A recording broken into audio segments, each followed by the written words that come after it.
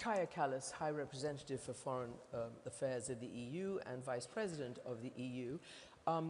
You recently wrote a column describing spinning a globe in your office and feeling as though the international order stands on the brink of collapse. But then you write, the reality is that things are not as bad as they seem.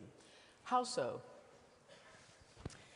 First, I want to start commending Qatar for their mediation efforts. I think, you know, Gaza we talked about, but also Afghanistan, Great Lakes, Sudan. I think in these times where we have more conflicts than ever before, over 60 wars going on in the world, we need mediation on different levels, and Qatar here plays a very, very important role. So thank you for that. Yes. If we look at the bigger picture, I think for all of us, what was the introduction of this forum as well, the international law is the one that we should stick to, because this is rules that protect the majority of the countries in the world, which are small countries.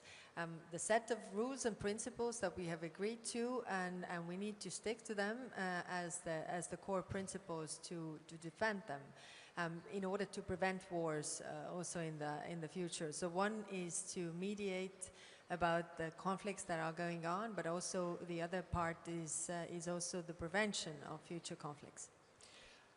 Obviously, the key ally to, frankly, everybody is the United States of America. Clearly, they've given Qatar recently, because of the attacks by Iran and Israel, a security guarantee. But they've also been the backbone of the transatlantic alliance. So I don't know whether you've read the latest national security strategy that dropped just over the last 24 hours. It definitely didn't treat you as friends. And I just wonder how you think this. Am I reading it wrong? Do you think that it's just trying to tell you to stand on your own 2 feet a bit more? Or are you essentially being censured? Let me just read a little bit.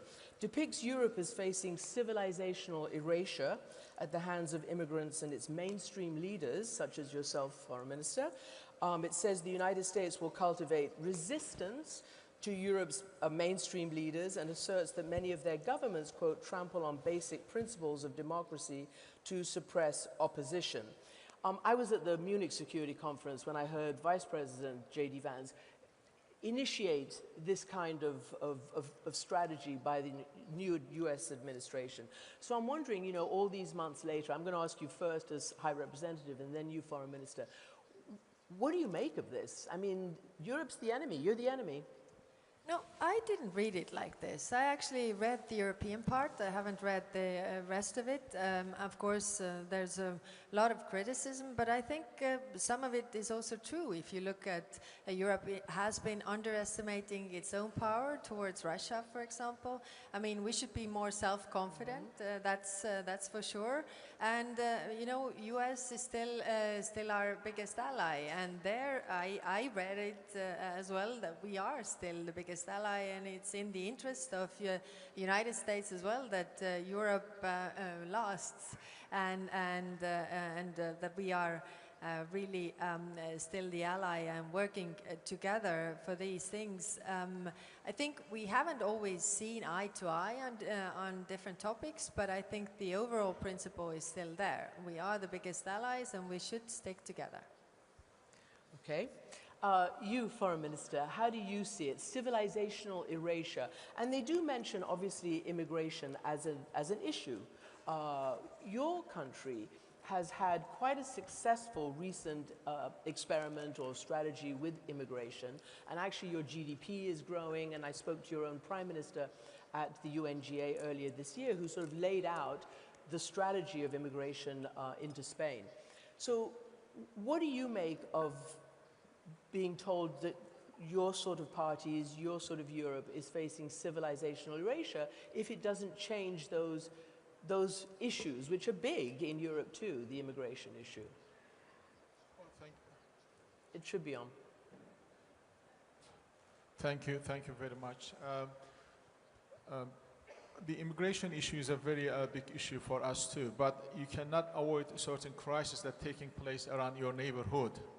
when a crisis happens, it's your humanitarian duty to shoulder some of the responsibilities that you are facing, actually. That's what is happening with Turkey.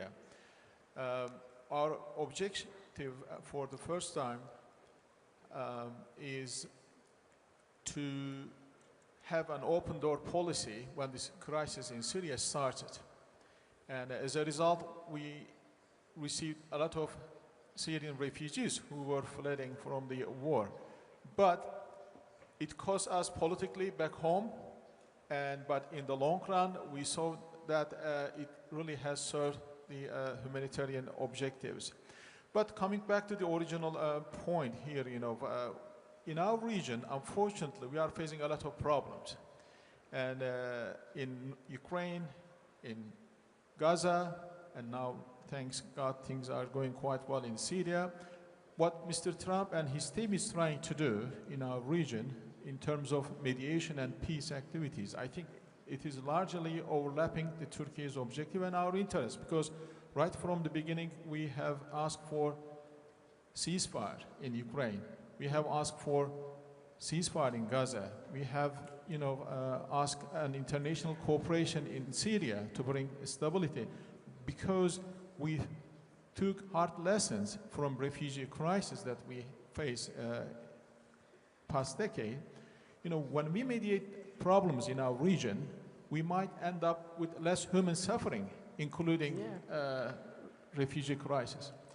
So I clearly need a new prescription for my glasses, because Foreign Minister Alvarez is over there and you're Foreign Minister Fidan, but you answered that spectacularly.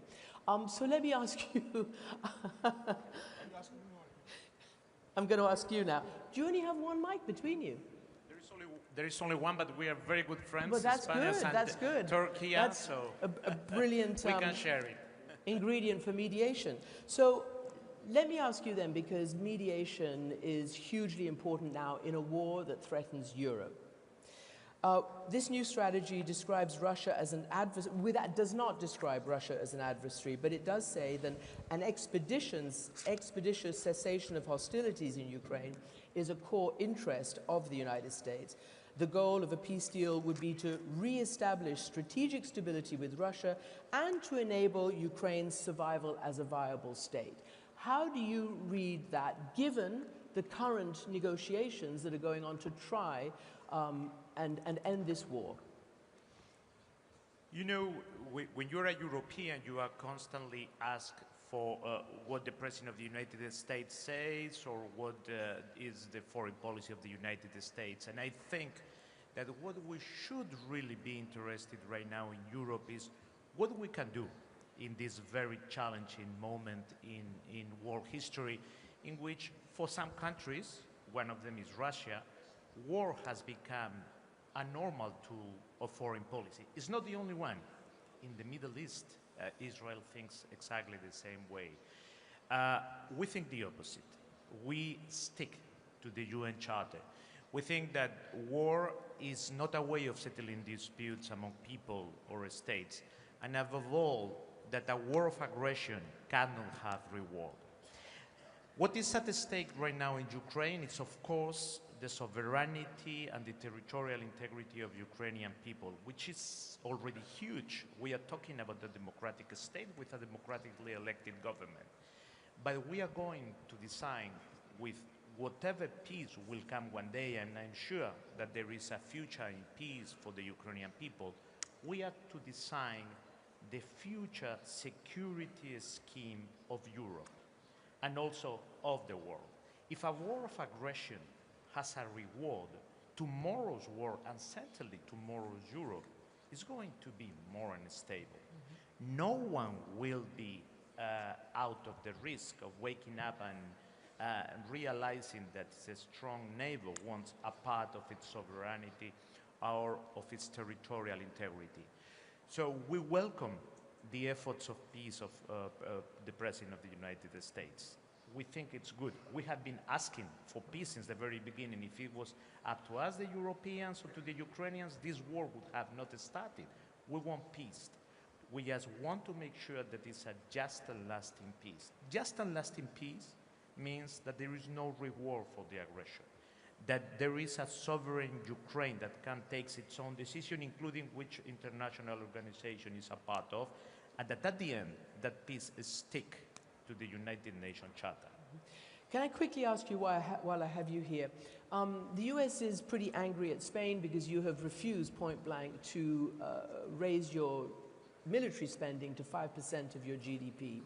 I asked your Prime Minister about it and he had all sorts of reasons. Can you explain where you, as Spain, as a southern European nation, where do you see your biggest threat? And is it not Russia? Why would you not raise your GDP? We acknowledge that Russia is right now, by far, the largest threat to European security. There is a war of aggression going on European soil. There are other threats that